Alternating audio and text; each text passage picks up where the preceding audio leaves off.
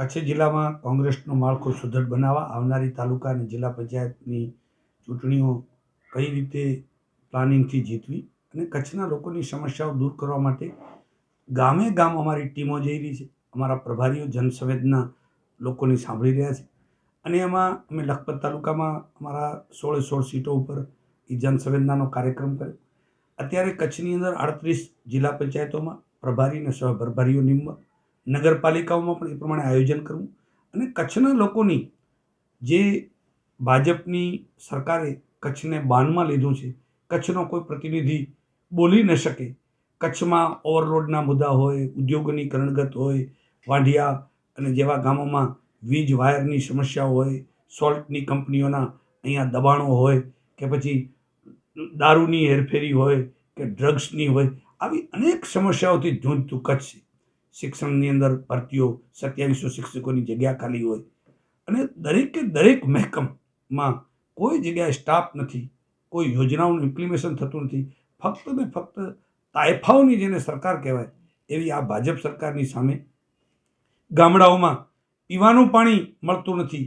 અને આ લોકો જે વાતો કરે છે એ વાતો કરનારાએ હમણાં છેલ્લી જિલ્લા પંચાયતમાં એ લોકોએ કબૂલવું પડ્યું કે કચ્છના રોડ રસ્તાઓ એ મીઠાની ગાડીઓએ બરબાદ કરી નાખ્યા છે. કચ્છના સમગ્ર ખેતીમાં મીઠું એ ખારાશની જમીનો બની ગઈ છે અને જિલ્લા ભાજપના અને જિલ્લા પંચાયતના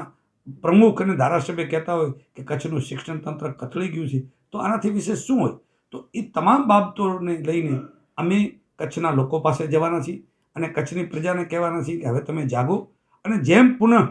કોંગ્રેસ જીતતી હતી અને લોકોના પ્રશ્નો સાંભળતી હતી, લોકોની લેન્ડ કચેરીઓ ભરતી હતી અને આ સરકાર ઉદ્યોગોને જમીન આપી રહ્યા છે, જ્યારે અમે ગરીબ લોકોને જમીનો આપતા હતા, 100 ચોરસના પ્લોટો આપતા હતા, એ પુનઃ પાછું કચ્છની અંદર એ વાતાવરણ ઊભું થાય અને ગરીબોની સમસ્યાઓનું નિરાકરણ માટે કચ્છ કોંગ્રેસ મજબૂતાઈથી ચૂંટણી લડવા માટેનું આયોજન કરી રહી છે. અમે આ વખતે કોંગ્રેસની વિચાર શ્રેણીવાળા લોકોને ટિકિટ આપવાના છીએ. સ્થાનિક લોકો 10-10, 15-15 આગેવાનો જેને કહેશે કે આ ભાઈને ટિકિટ આપો ને આ અમારા વિસ્તારના કામો કરવાના સક્ષમ છે અને આ સરકાર સામે લડવાના સક્ષમ છે, એ કોંગ્રેસની વિચારશ્રેણીવાળા લોકોને આગળ લાવવા, જે યુવાનો જે લડી શકે છે, આ સરકારની ગેરપ્રવૃત્તિઓ સામે ઊભી શકે છે અને વહીવટને ઢંઢોળી શકે એવા યુવાનોને અમે ટિકિટો આપવાના છીએ. અને એ ટિકિટો પણ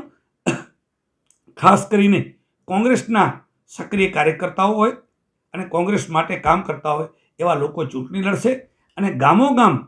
એ લોકોની છાપ ઇમેજ સારી હોય, એવું નહીં કે ભાજપની જેમ ભ્રષ્ટાચારીઓને ટિકિટ આપવી અને જ્ઞાતિવાદના ધર્મના નામે ચૂંટાઈ જ જાય અને પછી લોકોની વાત પણ ન સાંભળે એવા લોકોને અમે ટિકિટો પણ આપતા નથી ક્યારેય. અને આપને માધ્યમથી કહેવા માગું છું કે કોંગ્રેસમાં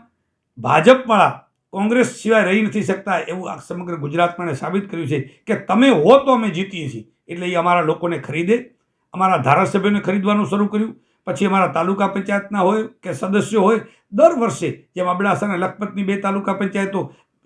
ખરીદી લીધી, એ ખરીદ ફરોશી આ વખતે ન ચાલે એના માટેનું અમે પૂરેપૂરું પ્લાનિંગ કરશું.